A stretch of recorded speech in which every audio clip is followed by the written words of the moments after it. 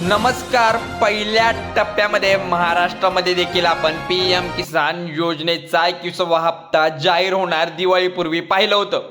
पण शेतकऱ्याच्या खात्यावरती पैसे येणार असंख्य बातम्या आपण या बघितल्या. परंतु दिवाळी होऊन चालली तरी देखील PM किसान योजनेचा 21वा हप्ता आपल्याला बघायला देखील मिळाला नाही.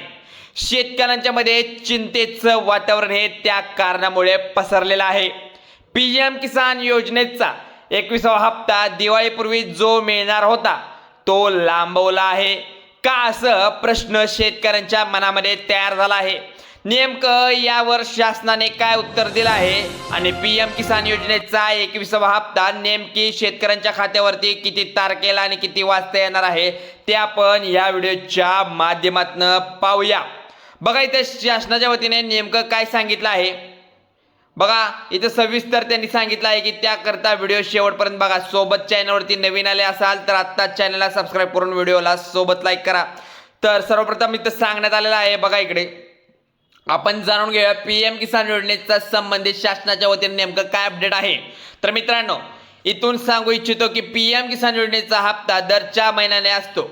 त्यामध्ये लवकर हप्ता कधी शासनाने दिला गेला नाही आहे. परंतु यावर्षी मोठ्या प्रमाणामुळे पंजाब, उत्तराखंड पाठोपाठ हिमाचल प्रदेश या ठिकाणी PM किसान योजनेचा 21वा हप्ता पूरपरिस्थिती पाहता शेतकऱ्यांच्या खात्यावरती लवकरात लवकर पैसे वितरित करणार आहेत.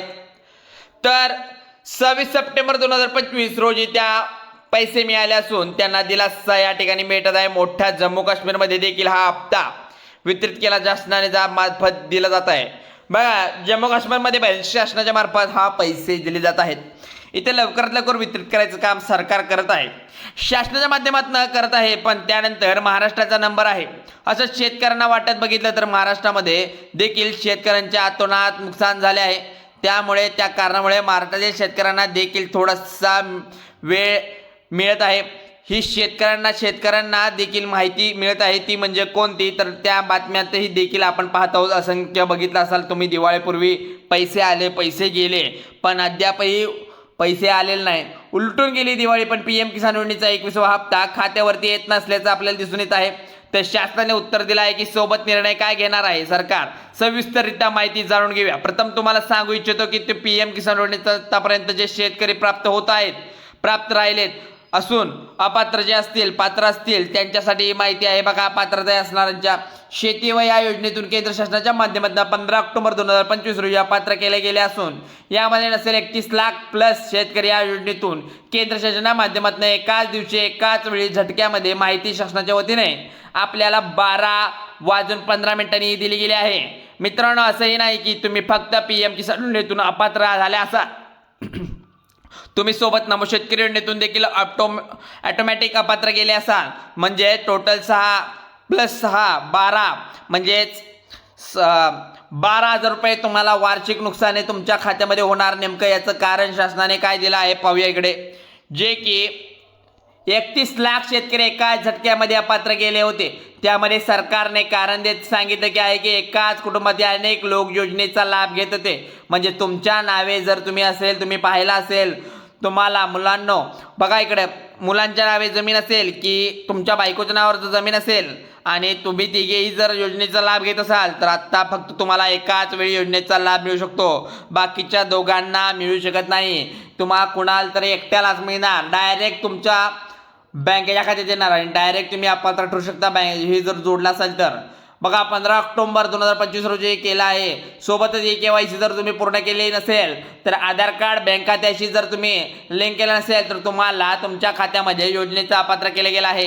पण यामध्ये चांगली गोष्ट म्हणजे जर तुम्ही KYC पूर्ण केली तर तुम्हाला या योजनेचा पुढील पुन्हा एकदा पात्र झाला असेल लाभ मिळू शकतो. मित्रांनो नेमका आता तुम्ही या योजनेचा पात्र राहिले आहात का किंवा अपात्र राहिले आहात हे कसं तपासायचं आहे हे सांगतो मी. तुम्ही नेमकं कसं चेक करायचं तुम्हाला सांगतो. सर्वप्रथम तुम्ही गुगलवरती जाऊन PM किसान gov.in दाबून जर तुम्हाला स्क्रीनवरती दिसत असेल तर गुगलवरती जाऊन सर्च करायचं आहे. या ठिकाणी फार्मर कॉर्नर बेनिफिशियल लिस्टवर क्लिक केल्यावर बघा इथं या ठिकाणी तुम्हाला एक जिल्हा आणि तुमच्या तालुक्याचं नाव किंवा गावाचं नाव इथं लिस्ट दिसेल. त्या गावाच्या नावावर निवडून पुढे ढकलायचं आहे, म्हणजेच की गेट रिपोर्टवरती तुम्हाला क्लिक करायचं आहे आणि त्या ठिकाणी लाभार्थ्याची यादी तुम्हाला चेक करून घ्यायची आहे. तुम्ही या ठिकाणी पात्र आहे अपात्र आहे. तर चला आपण महत्त्वाचं बोलूया की PM किसान योजनेचा हप्ता नेमकं महाराष्ट्रातील शेतकऱ्यांना कधी मिळणार आहे.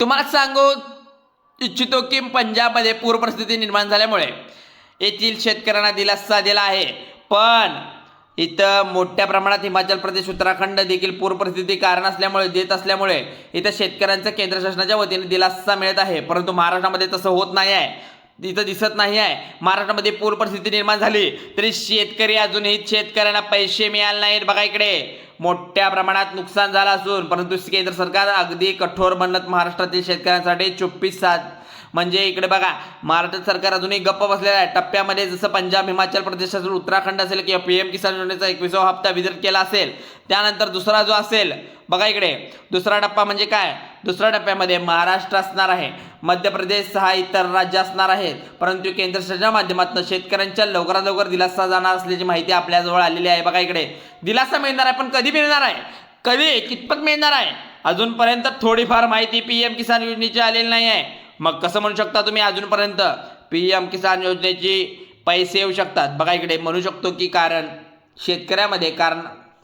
शेतकऱ्यांच्यामध्ये आता आपण पाहिल्यानुसार इथं तुम्हाला दिसत असेल की शासनाने निर्णय घेतला असून की परत केलं की दिवाळी उलटून गेली.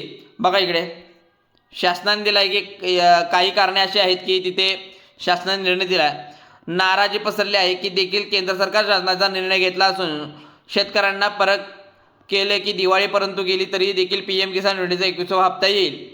बर मग आपण आता यावर काय बघूया. इकडे अशी आशा आहे की शेतकऱ्यांना होती, परंतु मित्रांनो तुम्हाला सांगू इच्छितो की PM किसान योजनेचा 21वा हप्ता तुम्हाला बिहारच्या निवडणुकीत 6 नोव्हेंबर 11 नोव्हेंबर दरम्यान होऊ शकतो. आपण लक्षात घेत आहोत सहींच्या लागण्यामुळे आचारसंहिता लागल्यामुळे नवीन योजना काही सुरू करता येत नाही आहेत, परंतु जुन्या योजनेचे पैसे वाटप सुरू येतात. पार्श्वभूमीवर मग तुम्हाला PM किसान योजना असू दे 21वा हप्ता असू दे नोव्हेंबरचा हप्ता पहिल्या टप्प्यात आठवड्यामध्ये हप्ता असू दे आपल्याला बघायला मिळते की आता वरिष्ठ अधिकाऱ्यांकडून आपल्याला लाभ प्राप्त झाले आहे ही माहिती. बघा इकडे आता तुम्हाला मी थोडीफार माहिती सांगत आहे ती म्हणजे कुठली आहे. आता तुम्ही म्हणता PM किसानचा हप्ता अजूनपर्यंत आम्हाला आलेला नाही, तर त्यासाठी तुम्हाला आता पहिलं काय करायचं, तुमचं जे काय कार्ड असेल तुम्हाला आता KYC असेल ते करून घ्यायचे आहे. त्यासाठी तुम्हाला ठराविक कागदपत्र काय आधार कार्ड लागणार आहे, आधार कार्ड नाही तर पॅन कार्ड लागणार आहे.